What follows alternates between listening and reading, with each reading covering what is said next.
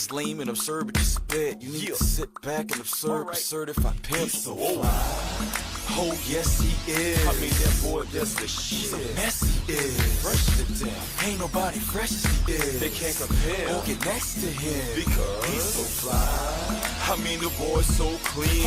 From his white tee home down to those jeans. You see the ice in the pinky. Yo, what's good? What's good, everybody? It's your man's Ken Jackson. This is the Ken Jackson Experience. Coming to you live tonight here in beautiful South Florida. It's hot as hell outside. It's probably hot everywhere. Hopefully, y'all been able to stay cool and enjoy this Sunday. It was quiet for me all day today, actually. Been lazy as hell. But, hey, that's that. So anyway, I'm sure all of you heard the news by now. Biden is out. Kamala is in. And, if you're on the blue side, y'all need to all come together, coalesce, unite, do whatever you got to do, and get out there and support this lady. Make her the official nominee and help her to beat Donald Trump in November, because that is crucial. Biden, I guess, finally realized that it was time to hang it up. I mean, come on, he's 81 years old, and I wasn't personally a fan of Biden. I did vote for him because I wanted to make sure that Trump didn't get reelected, and we got to make sure Trump doesn't get reelected this time. Because if he does, I'm telling you, we very well could be looking at the last U.S. election in our lifetime. Because guaranteed, if Trump gets in there, he's not going to leave at the end of 4 years. And that's going to be a major problem. So listen. Y'all do what y'all got to do. Get out there and support Vice President Harris, in her run for the office. And who knows, we could be looking at our first female president in this country. I know a lot of y'all don't like her, especially black folks. A lot of black folks don't like her because, hey, she's a former prosecutor. But let me tell you something. Just because she was a prosecutor doesn't make her a bad person. And you may not have agreed with all of her policies, or, personally, it didn't affect me. I didn't live in San Francisco, so, she was the Attorney General of California as well. So me personally, not being a resident of California, whatever she did out there didn't affect me one way or the other. However, I heard she was very tough, on crime. And, a lot of times, we as black folks, get the short end of the stick, when it comes to crime and punishment. It's very true. We have historically gotten longer sentences, harsher sentences, than white folks with equivalent charges. And, unfortunately, that's the history of this country. However, this country is not going to get any better by us sitting on our hands and not participating. If we don't, take part in the process and do everything we can to change the environment, legally, and ideologically, nothing's ever going to change. We've come a long, long way. We're not slaves anymore. We're not in bondage. We're not in chains. We're not running around, trying to get off plantations and getting beat, near half to death, except by the bad cops out there. But that's a whole different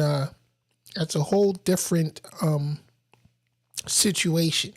We got a lot of black folks out here that like to put up the narrative, well, we're still on the plantation and we're still, in bondage. Just listen, knock off the bullshit. knock it off. We live in a very good time as compared to previous history. And we got a long way to go, a very long way to go.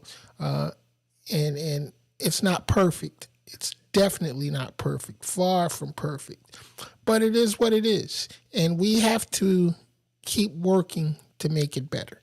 And the way we do that is participate in the system. I hear so many black folks out here talking about they're not going to vote and this, that, or the other. And, they're fed up with the Democrats and the Democrats are just using black folks. Okay, that all may be true. But you're going to vote for somebody who literally wants to put you back in bondage? You're going to vote and support somebody who literally wants to take us back to the 1800s, back to Jim Crow era? Is that what you really want? Because that's what you're going to get by voting for Donald Trump or by not voting for the Democratic ticket. At least with the Democratic ticket, we have an opportunity to continue to make change happen. You know what I'm saying? We do. The Democrats aren't perfect. And the Democratic Party has its own agenda as well. But your vote counts regardless. If your vote didn't count, the Republicans would not be fighting so hard to deny your vote, as well as the Democrats fighting so hard to get your vote. So it's a double-edged sword. But which side of the blade do you want to fall on?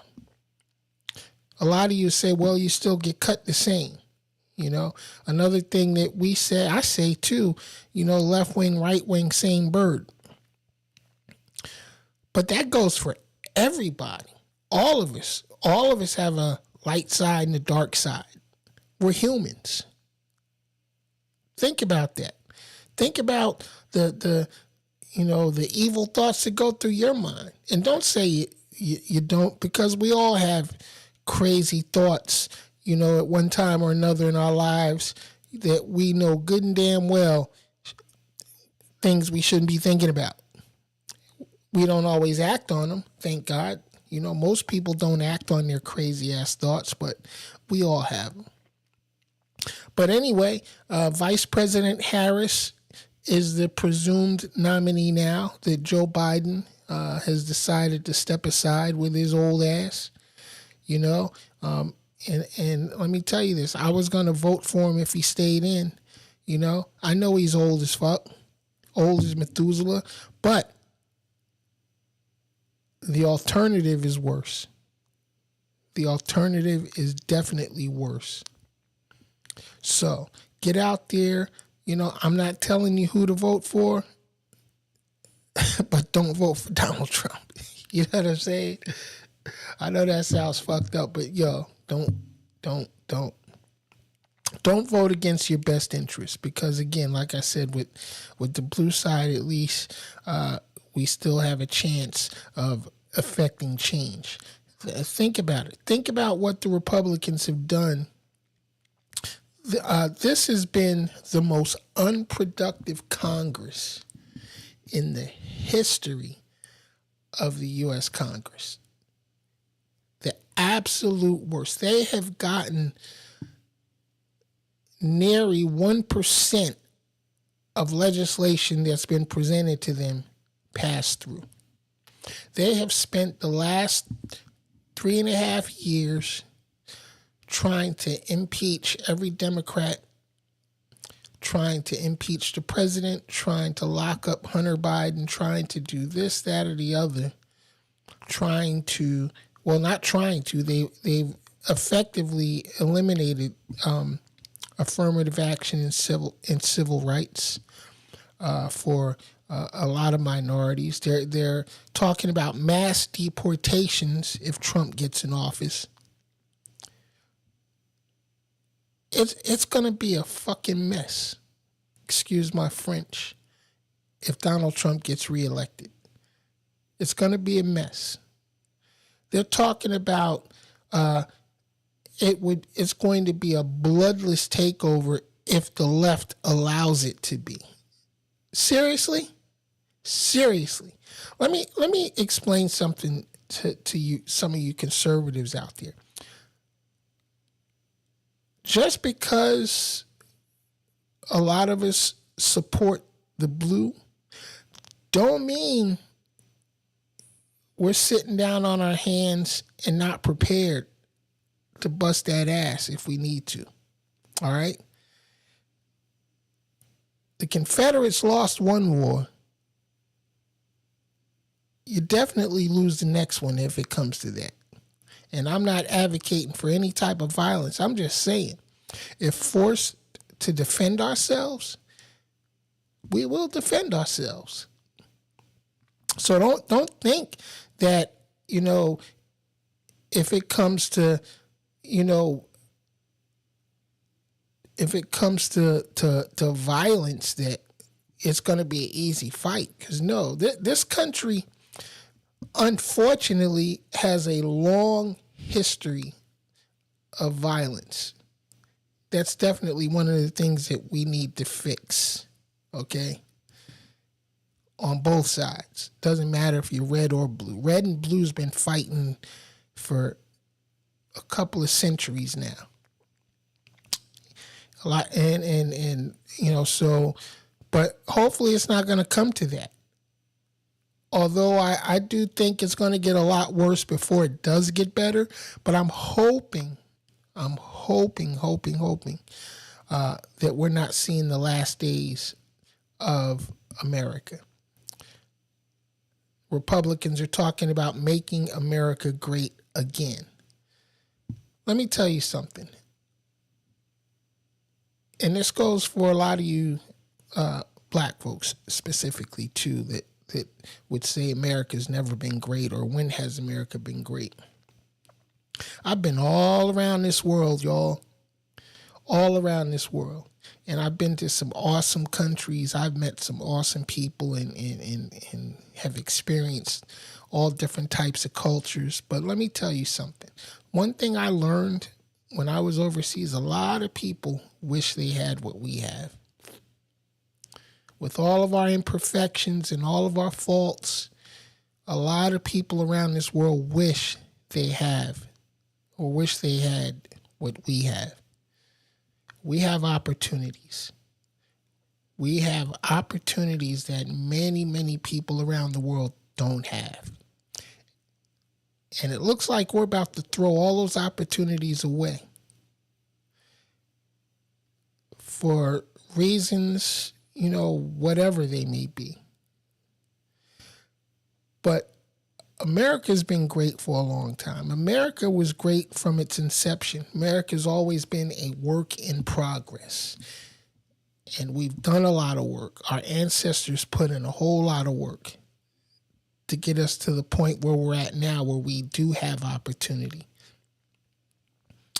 And I'm not giving up on that. I'm very, very optimistic about our future personally. I'm not red, white, and blue bleeding patriot. No, but I love my country. This is where I was born. This is where I was raised. I know no other place other than where I visited. But this is home. This is the land where my roots were planted, or where my seeds were planted and cultivated and grown up in. So I'm going to do everything I can to help get us to that more perfect union. Now, if that sounds corny or if that sounds patriotic to you and you're not feeling that, fine. I served almost 10 years in the Navy, and I was proud to serve. I was proud because I felt like I was making a difference. I felt like I was doing something, worthwhile. And my family has given a lot of blood for this country. My grandfather was killed in World War II. Actually, just recently, I finally found out what ship he was on and what the battle was that he was involved in. And I'm actually going to do a segment on that next week. It's very interesting. It's awesome to learn things about your family history. If you go to my Facebook page, you'll see the lineage picture that I put up is my header. That's the legacy of my bloodline, with a picture of my grandfather, my father, myself, and my son. And obviously I have siblings, my brother, and my two sisters, and all the rest of the Jackson Osborne family out there. You know what I'm saying? We have a big family, and we definitely have what I consider to be a great lineage. So this is where we're from. A lot of people will be like, "Oh man, you denying your African heritage." Look, I'm not African. I wasn't born in Africa. I wasn't raised in Africa. And for a lot of you that are claiming African heritage, okay, what country? Because there's a lot of countries in Africa. A lot of countries. So what country are you claiming? Because I've been to Africa. I've been to Africa several times, actually. They made it very clear to me that I am not African. And I wasn't mad at them. They made it clear to me that you should be proud of where you're from, no matter where it is, no matter where you were born, because where you were born is where you are from. It's not about where your ancestors came from. It's not about even your parents. If your parents were from another country, but you were born here, you're from here. Plain and simple. I don't know why that's so hard for people, especially, a lot of black folks to get a grip on. Yes, America enslaved our ancestors. Not all of us, though. Not all black families are descendants of slaves. So that's another thing that a lot of black folks need to get up out of their heads. Not all black folks are descendants of slaves. And whether you want to believe it or not, some of the slaves that did come to America were slaves in Africa because their tribes went to war with other tribes and they lost and they were captured and the captors sold them off to European slavers. The slave trade was a worldwide business back then. It was an industry that all continents took part in. So it wasn't something that the Europeans started. Africans held a lot of slaves, and that's the thing. We have to be honest about all of the history. We can't just select what part of history we want to follow and apply to our lives. We have to look at all of the history. And black folks, Africans weren't the only slaves in the world. Slave trade was a worldwide industry back in those days. And unfortunately, the slave trade still prospers in many parts of the world. So I'm very glad that I was born and raised here in America. And yes, I do think America is great. Do I think America has problems? Absolutely. We got crazy problems in this country. But it's up to us to fix it. It's up to us to, one, take pride in our country, be involved in the process, and hopefully make that process better. You know what I'm saying? So anyway, how's everybody doing tonight? I am doing well. A lot of my health issues are still there. I'm not 100%. I'll probably never be 100% again, but I'm good. I'm at a point now where I'm not hurting every day. You know what I'm saying? And making this transition to a forced retirement retirement, hasn't been easy, but it is what it is. I embrace it. I've been, working on spending some more time with my grandkids. That's always a joy. They're a lot. I don't have the energy that I used to, so it's hard to keep up with them, but I love them little kids, man. I love them little kids more than myself. But, hey, that's what we do. That's what we do. We try to enjoy life as much as possible, and then, we keep it moving. We live.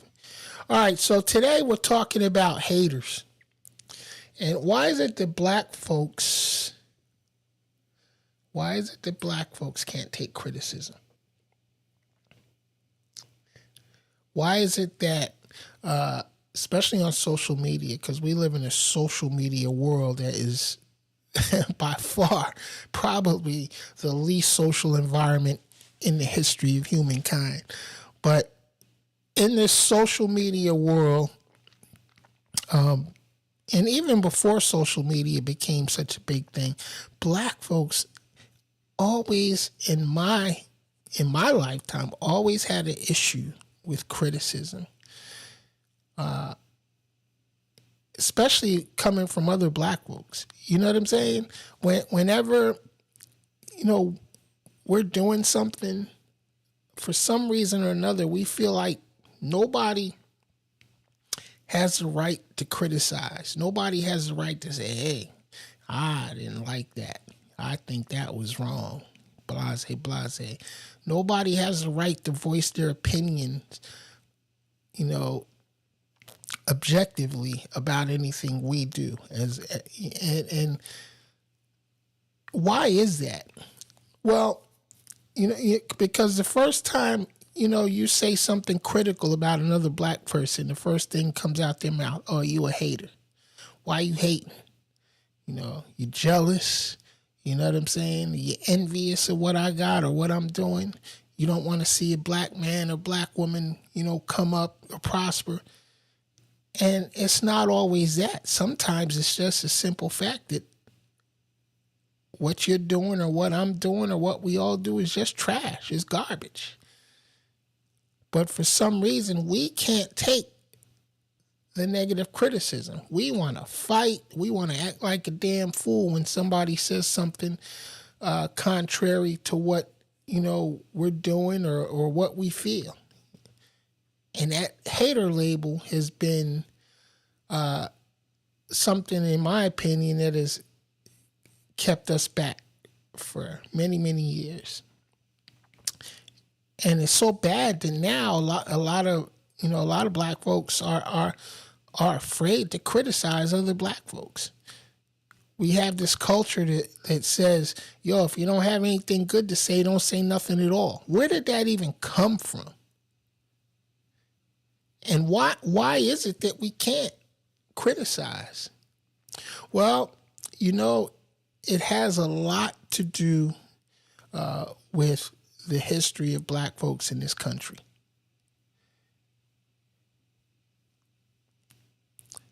And in today's social media driven world, a hater is defined oftentimes as someone who criticizes or undermines others, sometimes out of jealousy, out of insecurity.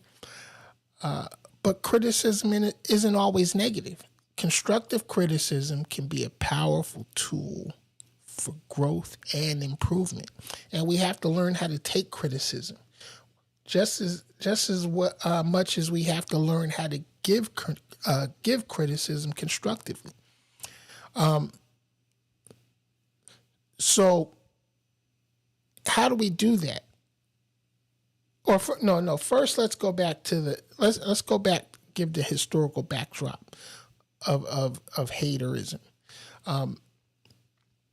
Because that can make it very challenging to differentiate between constructive feedback and harmful criticism. So it's important to recognize that it's not about being overly sensitive, but it's more about the cumulative impact of a lifetime in negative experiences. But here's the thing. Criticism, when given and received in the right spirit, can be incredibly empowering. It's about creating a culture where feedback is seen as a pathway to growth rather than an attack on a person's character. So basically, when given criticism, it has to come from a place of trust, has to come from a place of empathy and a commitment to uplifting each other, which is a big problem within the Black community. That's something that we don't do enough of, is lift each other up.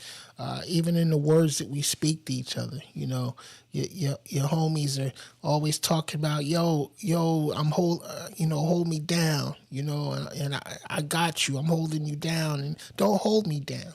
Lift me up. Lift me up. I don't want you to hold me down. I want you to support me. I want you to help me maintain the foundation and then lift me up, boost me up as high as I can go. Or if you're higher than me, then I'm going to do everything I can to lift you up and help you get higher. We have to help each other. You know what I'm saying? But on the flip side too, as I said, receiving criticism with an open mind is just as important. As dishing out constructive criticism. We have to learn how to accept criticism. We have to look at it as an opportunity to improve ourselves, and understanding that constructive criticism isn't a reflection of our personal worth. Again, it's an opportunity for us to improve and grow. So having a positive mindset can be transformative, not just for the individual, but for the whole community. And that's, what we really got to work on, is transforming our community by transforming the thinking, within the community as to, what criticism is, how to offer criticism, and how to receive criticism.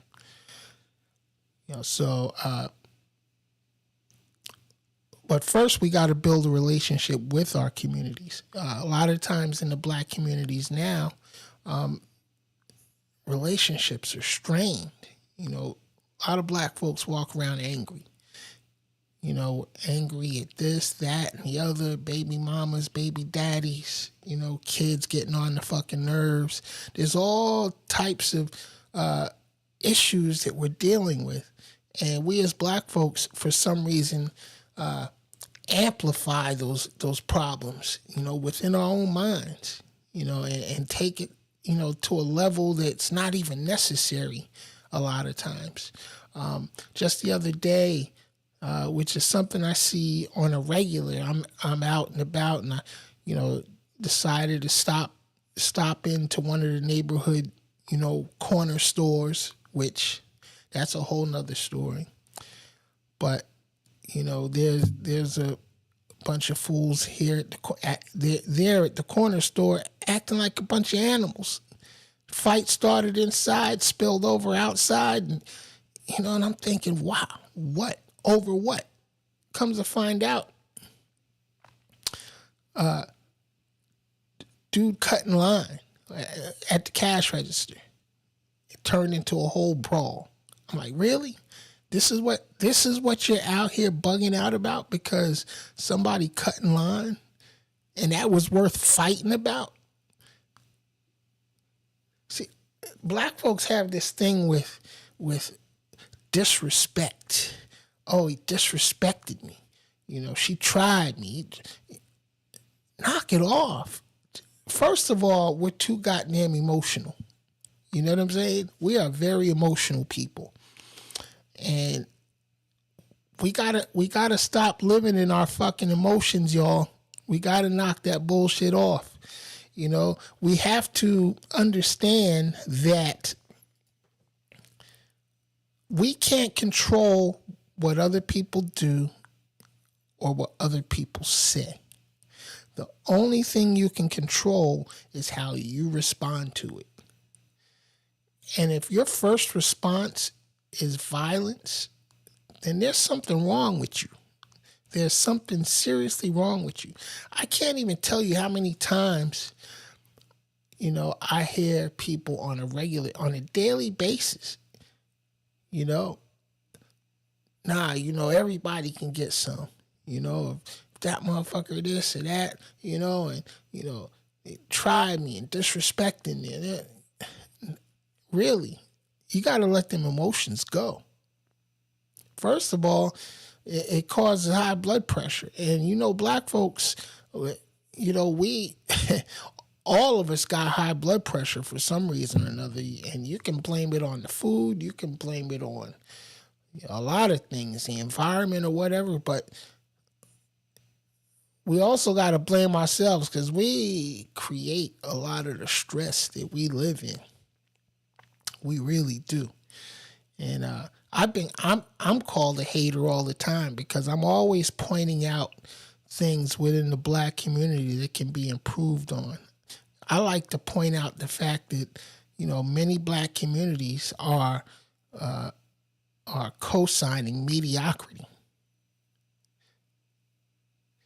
We co-sign the mediocre music, the self-destructive music industry that's putting the negative thoughts in our heads, the negative imagery, a lot of times, and I hear so many people say, oh, well, the industry pushes that on us. We don't have to listen to it. We don't have to buy it.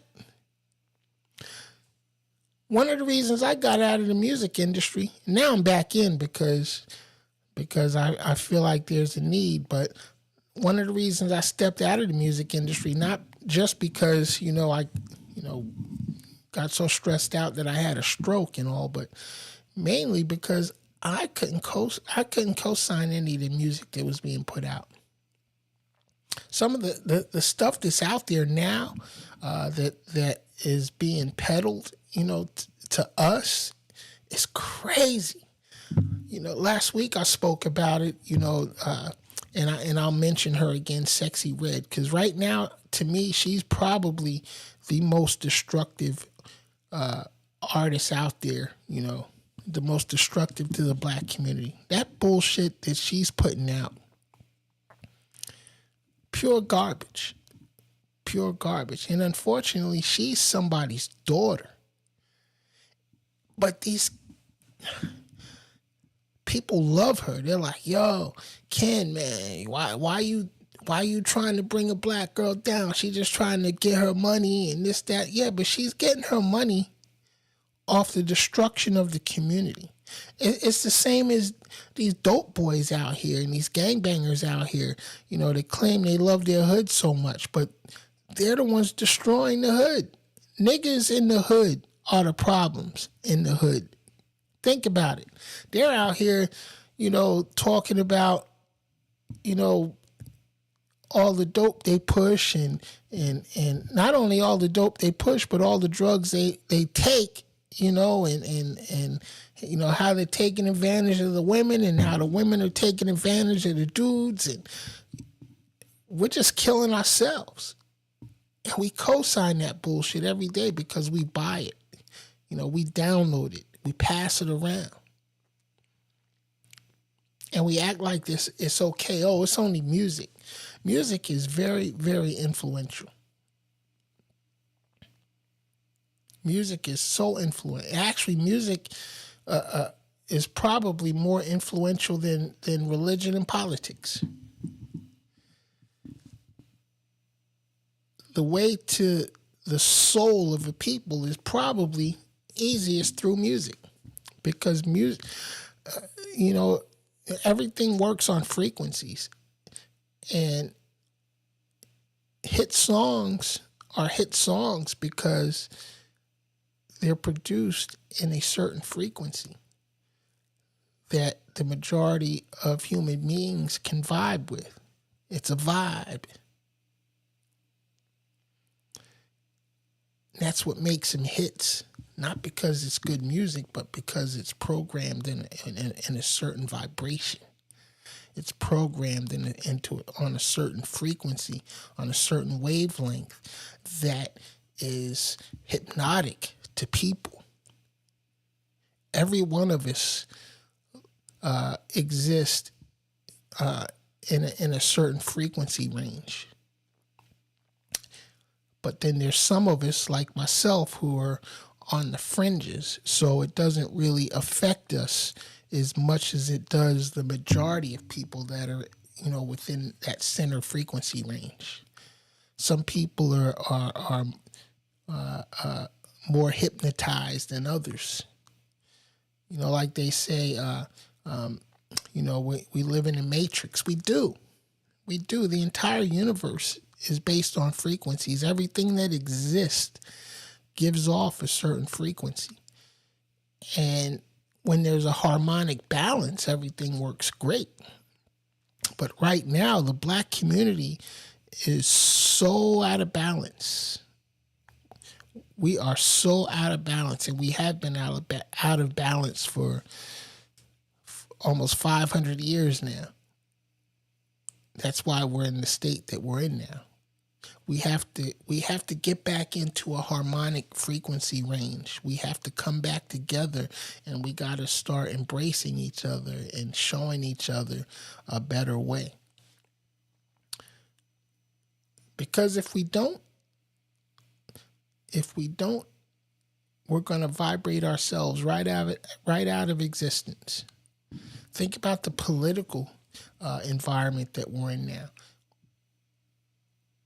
It's in a negative frequency range. Nothing's harmonic about politics at all. Religion's the same way. So we gotta get everything back in balance. I know to a lot of you that shit sounds crazy and mystical and all of that, but that's real shit. Look it up for yourselves. Look up harmonic resonance and how frequencies affect everything from your mental state to your physical health. One of the questions we always ask is, why do certain people seem like they win all the time? That's because they're tuned into the right frequency. But we as black folks, as a group, we are way out of tune. That's why, we can't take criticism. That's why, we always say haters gonna hate,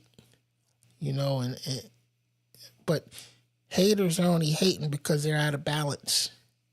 And we only look at them as haters because we're also out of balance. None of us are on the same harmonic vibe right now. So that's why we're all living, stressed out, and angry, and just crazy for no reason. So think about that, y'all. This is going to be a short broadcast tonight because I actually got somewhere I need to get to.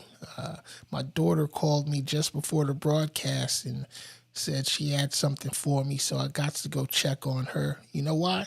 Because my kids, my family is most important. Everything else comes second. All right? So listen. Thank y'all. I was going to take phone calls tonight, but like I said, I gotta get going because I gotta take care of some stuff with my kids, with my daughter, but I thank you. If you didn't watch me live, catch it on the replay. It will be up shortly, and leave your comments down below. I definitely want to know what you think about haters and the culture of hate and why we just can't accept criticism. You know what I'm saying? All right, I'm your man, Ken Jackson. This has been the Ken Jackson Experience. Thank y'all for logging on. If you haven't already, subscribe to the channel. I don't have nothing to sell you. No merchandise. None of that. No guru books or magic formulas. Just information. Hopefully it may be useful to you, maybe not. Hey. But for me, it's therapy.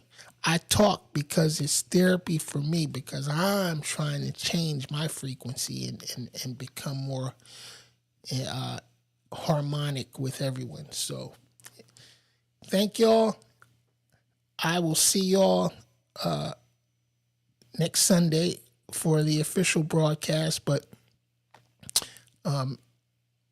as I spend more time getting all this together, because this is becoming my full-time gig, and I'm taking some classes and learning broadcasting, and just taking it more serious so that we can be more consistent, and hopefully more and more of you will start logging in and joining the conversation and pushing this thing forward and making some big things happen. All right, so until next week, I'm your man, Ken Jackson.